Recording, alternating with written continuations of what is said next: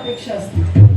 प्रत्येकाला वाटतं माझं काहीतरी चांगलं व्हावं म्हणून, काहीतरी चांगलं व्हावं, ह्यामध्ये भर पडावं, असं व्हावं तसं व्हावं. प्रत्येकाची काहीतरी अपेक्षा असते, इच्छा असते, आशा असते.